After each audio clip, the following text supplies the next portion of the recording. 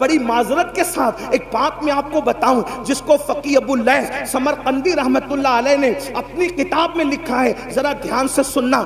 آج ہم ہر سال عمرہ کے لیے جا رہے، اللہ مبارک کرے، حج کے لیے بھی جا رہے ہیں، مسجد کے متولی بھی بن گئے، 50-50 ہزار 5-5 لاکھ مدرسوں کے اندر چندے بھی لکھانے، بہت اچھی بات ہے، لیکن بہن کو حصہ نہیں دے رہے ہیں اور بہن بھانجوں سے لڑ رہے ہیں۔ آپ جانتے ہیں، آئیے ذرا سنیے اور دل کے کانوں سے سنیے، بہن کی حق تلفی کرنے کا انجام کیا ہے۔ میں نے حوالہ پڑھ دیا، جس کو رجوع کرنا اس طرف کرے، اور میں اس کو اپنے الفاظ کے جامع میں پڑھنے لگا ہوں۔ اللہ اکبر۔ آج جانتے ہیں شادی ہوتی ہے تو جہیز لوگ اس لیے بھی مانگ لیتے ہیں کہ یہ لوگ کے یہاں تو حصہ دینے کا رواج ہی نہیں ہے، حصہ ملے گا نہیں، اس لیے جتنی بھیک مانگنا ہے مانگ لو۔ اور آپ کو ایک بات بتاؤں، جب سے یہ جہیز مانگنے کا مطالبہ ہم نے شروع کیا ہے اور ہمارے سماج میں شروع ہوا ہے، ایک بات تو آپ کو بتاؤں، ہمارے مذہب میں تو کفن مانگنے کی بھی اجازت نہیں ہے۔ توجہ کریں، ہمارے مذہب میں تو کفن مانگنے کی بھی اجازت نہیں ہے۔ آخر وہ کون سے سنی اور کیسے مسلمان ہے کہ جو جہیز مانگنے کے لیے نکلے ہیں؟ ہمارے مذہب کا حال تو یہ ہے، اگر ایک چادر پرانی گھر میں پڑی ہوئی ہے اور اللہ اکبر باپ مر گیا ہے تو اسلامی غیرت کہتی ہے 3 مسنون کفن کی ضرورت نہیں ہے۔ اگر ایک ہی پرانی چادر تیرے پاس موجود ہے تو اپنی غیرت کا سودا کسی کے دروازے پہ مت کرنا، ایک ہی چادر میں لپیٹ کر غیرت کے ساتھ اپنے باپ کو دفن کر دینا۔ اب بھی تجھے بھیک مانگنے کی اجازت نہیں۔ جس مذہب میں باپ کے کفن کے لیے بھیک مانگنے کی اجازت نہ ہو، ایک کپڑا موجود ہوتے ہوئے، کفایت کا کپڑا موجود ہوتے ہوئے، اس مذہب کے اندر آخر جہیز مانگنے کی اجازت کیسے ہو سکتی ہے؟ اس مذہب کے اندر کار مانگنے کی اجازت کیسے ہو سکتی ہے؟ اس مذہب کے اندر اللہ اکبر بائک مانگنے کی اجازت کیسے ہو سکتی ہے؟ اور یاد رکھنا، آج لوگ کہتے ہیں مولانا مسلمانوں کی بیٹیاں غیروں کے ساتھ بھاگ رہی ہے۔ آج لوگ کہتے ہیں مولانا مسلمانوں کی بیٹیاں غیروں کے ساتھ بھاگ رہی ہے، مسلمانوں کی بیٹیاں لوجوں میں بک رہی ہے، مسلمانوں کی بیٹیاں سگنلوں پہ برقع پہن کے بھیک مانگ رہی ہے۔ میں پوچھتا ہوں ذمہ دار کون ہے؟ بڑی معذرت کے ساتھ جو یا کہ غیرت مند مسلمانوں، اگر تمہارے دلوں میں عشق مصطفیٰ ہے، اگر تمہارے دلوں میں محبت رسول ہے، اگر تمہارے دلوں میں الفت رسول ہے، اس عشق مصطفیٰ کا واسطہ دے کر پوچھنا چاہتا ہوں، بیٹیاں لوجوں میں کیوں بک رہی ہے؟ بیٹیاں سگنلوں پہ بھیک کیوں مانگ رہی ہے؟ بیٹیاں مرتد کیوں ہو رہی ہے؟ اوروں کا ہاتھ پکڑ کر کیوں جا رہی ہے؟ ذمہ دار کون ہے؟ کیا وہ بیٹی جس نے کسی کا ہاتھ تھام لیا صرف وہ ذمہ دار ہے؟ نہیں نہیں، بلکہ ذمہ دار ہم سب ہیں، ذمہ دار پورا معاشرہ ہے۔ اس کی وجہ یہ بات ہمارے معاشرے میں ہوتی ہے کہ بیٹیاں بھاگ رہی ہیں، مرتد ہو رہی ہے، مذہب چھوڑ رہی ہیں، ذمہ دار کون؟ صرف وہ جانے والی بیٹیاں ذمہ دار نہیں ہیں، اس کے ذمہ دار ہم بھی ہیں، کیونکہ ہم نے شادی کے نام پر اتنی رسومات کو ایجاد کر دیا، اتنی رسومات کو ایجاد کیا کہ اب ہر کس و ناکس کے لیے شادی ممکن نہ رہی، شادی مشکل ہو گئی۔ جبکہ میرے اور تمہارے نبی صلی اللہ علیہ وآلہ وسلم نے فرمایا نکاح اتنا آسان کر دو کہ زنا کرنا مشکل ہو جائے۔ آپ کی توجہ، جس نبی کے کہنے پر کلمے کو تم نے سچا مانا، ہم نے سچا مانا، نبی کے کہنے پہ اللہ کو ایک مانا، جس نبی کے کہنے پہ قرآن کو اللہ کی کتاب مانا، جس نبی کے کہنے پر اللہ کا دین اسلام مانا، اسی نبی نے تو یہ بھی فرمایا نا کہ نکاح اتنا آسان کر دو کہ زنا کرنا مشکل ہو جائے۔ آپ سے پوچھتا ہوں، آج ہم نے زنا آسان کیا ہے، نکاح مشکل کیا ہے۔ ایک انسان 1000-2000 روپے میں زنا تو کر سکتا ہے، لیکن 1000-2000 میں نکاح نہیں کر سکتا، جبکہ اللہ کے رسول نے یہ فرمایا نکاح اتنا آسان کرو کہ زنا مشکل ہو جائے۔ ہم نے نکاح کو مشکل کیا۔ بڑی معذرت کے ساتھ سیرے کی رسم ہے، ہلدی کی رسم ہے، مہندیوں کی رسم ہے، یہ رسم ہے، جہیز کی رسم ہے، وہ رسم ہے، خدا جانے کتنے رسومات کو ایجاد کیا۔ آپ سے پوچھتا ہوں اسلام کا رسومات سے کیا تعلق ہے؟ اللہ اکبر۔ آج میں آپ کو بتاؤں ہمارے مذہب میں، توجہ کرنا، ہمارے مذہب میں نکاح اتنا آسان تھا، نکاح اتنا آسان تھا کہ جنگ کے میدان میں بھی نکاح ہو رہا تھا۔ حیرت کی بات یہ، جنگ کے میدان میں میں بھی نکاح ہو رہا تھا. آپ سے پوچھنا چاہتا ہوں, اور جنگ کے میدان میں جس کا نکاح ہوا وہ کوئی اور ہستی نہیں. آپ سوچتے ہوں گے کہ کسی ایرے گہرے کا نکاح جنگ کے میدان میں ارجنٹ ہو گیا. آپ یہ بھی سوچتے ہوں گے, کیونکہ سوچ پر کسی کی پابندی نہیں. لیکن میں آپ کو بتانا چاہتا ہوں علماء کی موجودگی میں, اللہ کی کائنات میں جو سب سے بڑی ہستی ہے ان کے برابر کوئی نہیں ہو سکتا. موسیٰ و عیسیٰ, داؤد و ابراہیم, اسماعیل علیہ السلام, یہ سب کے سب جس کے پیچھے مقتدی بن کر کے کھڑے ہیں وہ محمد الرسول اللہ کا نکاح خیبر کے جنگ کے میدان میں ہوتا ہوا نظر آ رہا ہے. آپ سے پوچھنا چاہتا ہوں, کیا حضرت صفیہ کے ساتھ میدان جنگ کے اندر رسول اللہ کا نکاح نہ ہوا؟ اور پھر اتنی سادگی سے ہوا کہ صحابہ میں اختلاف ہو گیا کہ حضور نے صفیہ سے نکاح کیا یا نہیں کیا. علماء جانتے ہیں, میں کوئی نئی بات نہیں کر رہا ہوں, لیکن توجہ کرو, سال بھر پہلے سے شادیوں کی رسموں کو رچانے والوں, معراج کے دولہا کا نکاح میدان میں ہو رہا ہے اور اتنی سادگی سے ہو رہا ہے کہ صحابہ میں اختلاف ہوا نکاح ہوا یا نہیں ہوا. تو صحابہ میں سے چند صحابہ نے کہا کیوں بحث کرتے ہو, انتظار کرو. اگر رسول اللہ نے حضرت صفیہ کو پردہ کرا دیا تو سمجھ لینا کہ نکاح ہو گیا, اور اگر پردہ نہیں کرایا تو سمجھنا کہ نکاح نہیں ہوا. آپ سے پوچھنا چاہتا ہوں, جب معراج کے دولہا کا نکاح اتنی سادگی سے ہوتا ہے تو تم کون اور تمہاری حیثیت کیا, ہم کون اور ہماری حیثیت کا. لیکن ظلم کا برا ہو, مسلمان کو نبی کی سنت کب یاد آتی ہے؟ کب یاد آتی نبی کی سنت؟ مسلمان کو نبی کی سنت اسی وقت یاد آتی ہے جب اس کا اپنا فائدہ ہوتا ہے. مطلب وہ سنت کا نہیں, اپنے فائدے کا پابند ہے. ایک بات آپ کو بتاؤں, مسلمان کتنی سادگی سے کہتا ہے مولانا جہیز دینا تو سنت ہے نا, رسول اللہ نے اپنی شہزادی کو جہیز دیا, تو جہیز دینا سنت ہے, جب سنت ہے تو دو. ہم نے کہا یہ بہت بڑے محققین اور علماء ہیں, میں ایک بات آپ سے کہتا ہوں, ہمت کہہ کے کہتا ہوں, اگر غلطی ہوگی تو ابھی اصلاح ہوگی, اور اگر یہ اصلاح کر دیں گے ابھی کر دیں گے. اگر صحیح کہہ رہا ہوں اور غلط کہہ رہا ہوں تو اصلاح کر دیں گے, صحیح کہہ رہا ہوں تو آپ کو ماننا چاہیے. رسول اللہ نے اپنی بیٹی کو جہیز نہیں دیا. جہیز دینا کوئی سنت نہیں. یہ ایک طالب علم کا, قرآن اور حدیث کے طالب علم کا دعویٰ ہے. مناظرے مباحثے اور اس کا شوق نہیں ہے, نہ میں مناظر ہوں نہ میں بحث والا آدمی ہوں, لیکن میں آپ کی عدالت میں ایک بات رکھ رہا ہوں علماء کی توجہ کے ساتھ. توجہ آپ کی اسی بات توجہ سے سن لیں, جہیز دینا سنت نہیں ہے. جب دینا سنت نہیں تو لینا بھی سنت نہیں. پھر آپ کہیں گے کہ وہ مثنوی میں, پھر مفتی احمد یار خان نعیمی نے, اور پھر فلاں اور پھر فلاں بزرگوں نے جو جہیز کی فہرست بنائی ہے اس کے بارے میں تو کیا کہتا ہے؟ میں کہتا ہوں وہ فہرست صحیح ہے, فہرست سے مجھے کوئی اختلاف نہیں, لیکن تھوڑا سمجھ میں ہمارے فیر ہو رہا ہے. کیا فیر ہو رہا ہے؟ ایک بات بتاؤں آپ کو دھیان سے, نہ جہیز دینا سنت نہ لینا سنت. یہ ایک سبق سنانے کی نیت سے عرض کر رہا ہوں. علامہ اللہ بخش صاحب اگر موجود ہیں, پیچھے ہے کیا, پشت پناہی کر رہے کیا؟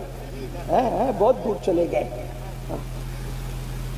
نہ دینا سنت نہ لینا سنت, تو کافی. وہ فہرست میں نے کہا صحیح, مثنوی میں فہرست وہ بھی صحیح, مفتی احمد یار خان نعیمی نے بنائی وہ بھی صحیح. تو کہا پھر میں نے کہا وہ بس سمجھ کا پھیر ہوا. اللہ کے رسول نے وہ جو جہیز دیا ہے, جہیز وہ سیدہ فاطمہ کو نہیں دیا, بلکہ وہ اپنے بھائی علی مرتضیٰ کو دیا. نمبر ایک سیدہ کو نہیں دیا, بیٹی کو نہیں دیا, بھائی کو دیا. اگر آپ بھی بھائی کے لیے لاکھوں خرچہ کرتے ہیں تو امین القادری تمہارا تلوہ چومنے کے لیے تیار ہے. کیا بات ہے. حضور نے بیٹی کو نہیں دیا, اپنے بھائی کو دیا. داماد بھی نہیں کہہ رہا ہوں ورنہ کسی کو چور دروازے سے گھسنے کا راستہ ملے گا.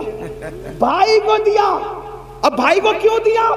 اس لیے کہ حضرت ابو طالب کثیر العیال تھے اور ان کی غربت کا احساس تھا رسول اللہ کو، تو فرمایا اپنے چچا عباس سے کہ تمہارے بھائی کثیر العیال ہیں تو ان کے کچھ بچے ہم اپنی ذمے پہ لے لیتے ہیں اور ان کی پرورش ہم کرتے ہیں۔ تو حضرت جعفر کو حضرت عباس نے لے لیا اور علی مرتضیٰ کو بچپن سے رسول اللہ نے اپنی پرورش میں لے لیا۔ تو گھر میں رسول اللہ نے رکھا، بچپن سے نبی نے پالا، نبی نے پلا، نبی نے بڑھایا، نبی نے پرورش کی۔ اب بتاؤ جس کے گھر میں علی پلے ہیں، تو اب علی مرتضیٰ کا خود کا گھر نہیں تھا، اب شادیوں کے علی نئے گھر میں جا رہے ہیں، تو جس نے پالا تھا، جس نے پوسا تھا، جس نے بڑا کیا تھا، جس نے تربیت کی تھی، اگر بفرض محال علی مرتضیٰ کا نکاح سیدہ فاطمہ کے ساتھ نہ بھی ہوتا اور علی کا نکاح کسی اور کے ساتھ ہوتا، تو بھی علی مرتضیٰ کا گھر سجانے کی ذمہ داری تو اسی کی تھی نا جس نے بچپن سے پرورش کی تھی، جس نے بچپن سے پرورش کی تھی، انہی کی ذمہ داری تھی۔ تو لوگوں کو مغالطہ یہ ہو رہا ہے کہ جہیز بیٹی کو دی، بیٹی کو جہیز نہیں دیا، بھائی کے لیے انتظام کیا۔ یہ تو ایک بات میں نے کہہ دی، دلیل کیا؟ اب دلیل سن لیں۔ ایک کھجور، توجہ، ایک کھجور کسی ماں یا باپ کے پاس آئے اور وہ دو بچوں میں برابر برابر تقسیم نہ کرے، تو اللہ کے رسول فرماتے ہیں کھجور کی غلط تقسیم کرنے پر بھی اللہ کو جواب دینا پڑے گا۔ بچوں کے ساتھ برابری کا یہ حق ہے، اس کو ایک مرتبہ بوسہ لیا تو دوسرے بچے کا حق ہے کہ اس کو بھی ایک بار لے لے۔ جو مذہب بوسہ لینے میں برابری دیتا ہو بچوں کے لیے، تو اب سنیں، میرے نبی کی ایک بیٹی تو نہ تھی نا، ہمارے عقیدے میں، اہل سنت کے عقیدے میں نبی کی کتنی شہزادیاں ہیں؟ 4۔ کتنی ہیں؟ 4۔ جو مل کے بولے کتنی ہیں؟ اور 4 مانو، کیونکہ دوسرے ہیں جن کو 4 ہضم نہیں ہوتی، کچھ ایسے ہیں جن کو 4 سے ہی نفرت ہے۔ جی جی سبحان اللہ۔ نہ 4 خلفاء مانتے ہیں، نہ 4 شہزادیاں مانتے ہیں، انہیں تکلیف ہے اور وہ پورا زور لگا رہے ہیں ایک ہے، ایک ہے، ایک ہے۔ ہم نے کہا 4 ہیں، ہمارے پاس قرآن سے دلیل، ہمارے پاس دلیل کہاں سے؟ علماء موجود ہے۔ یہ ابن کثیر نے کہا اور یہ اس نے کہا اور اس نے کہا، میں نے کہا جب قرآن کہہ دے تو پھر کوئی کثیر نہیں، کوئی کامل نہیں، کچھ نہیں۔ جس کی بات قرآن سے ٹکرائے گی، اگرچہ وہ ہمارا سب سے بڑا امام کہلائے، پھر بھی ہم اس کی بات نہیں مانیں گے، کیونکہ قرآن، صاحب قرآن ہمارے لیے پہلے نمبر پر ہے۔ صحیح بات ہے، یہی تو ہے نا۔ ہمارے امام نے جب اعلان کیا کہ میرا کوئی قول حدیث صحیح سے ٹکرا جائے اسے چھوڑ دیا جائے، یہی ہے ہمارا اصول۔ اب قرآن کیا کہتا ہے؟ یا ایھا النبی، توجہ، قرآن کہہ رہا ہے، جو نبی کی 4 بیٹیاں نہیں مانتے نا، ان کی طرف توجہ دلانا چاہتا ہوں۔ یا ایھا النبی، اے نبی، قل لازواجک وبناتک ونساء المؤمنین، اے محبوب آپ فرما دے، اے نبی آپ کہہ دے، کس سے؟ لازواجک، اپنی بیویوں سے، وبناتک، اپنی بیٹیوں سے۔ چھوٹا کا طالب علم ہو تو وہ جانتا ہے عربی زبان کی بلاغت اور وسعت یہ ہے کہ عربی کے ہاں واحد جمع نہیں ہے صرف، بلکہ واحد ہے، تثنیہ ہے، پھر جمع قلت ہے، جمع کثرت ہے۔ صحیح؟ اب قرآن یہ بتا رہا ہے اگر ایک بیٹی ہوتی تو قرآن کیا کہتا؟ ازواجکا و بنتکا، لیکن قرآن بنتکا نہیں کہہ رہا ہے، کیا کہہ رہا ہے؟ بناتکا۔ واحد بھی نہیں ہے، تثنیہ بھی نہیں ہے، بلکہ جمع ہے۔ اب اگر اس کو جمع قلت بھی مان لیا جائے تو کم سے کم 3 ماننا پڑے گا۔ آپ کم سے کم تو آپ کو 3 ماننا پڑے گا، 3 سے کم پر تمہاری جان نہیں چھوٹ سکتی۔ اس سے پتا چلا جب قرآن نے کہہ دیا وَبَنَاتِكَ، آپ اپنی بیٹیوں کو حکم دے تو ماننا پڑے گا نبی کی ایک نہیں تھی بلکہ نبی کی 3 سے زائد بیٹیاں۔ اب جب یہ مان گئے، اس پہ کوئی تفصیل بات نہیں کرتا، علماء جانتے ہیں، آپ کو مزید وہ سمجھا دیں گے۔ تو جب نبی کی 4 بیٹیاں ہیں اور آپ کہتے ہیں سیدہ فاطمہ کو جہیز دیا، کس کو جہیز دیا؟ تو آپ کو یہ بھی ماننا پڑے گا سیدہ زینب بنت محمد کو بھی جہیز دیا، آپ کو یہی ماننا پڑے گا سیدہ رقیہ بنت محمد کو بھی جہیز دیا، آپ کو یہ بھی ماننا پڑے گا سیدہ ام کلثوم بنت محمد کو کہ یہ ذمہ داری ہے کہ حضرت زینب، حضرت رقیہ، ام کلثوم کا بھی جہیز آپ ثابت کر کے بتائیں کہ حضور نے کیسے جہیز دیا۔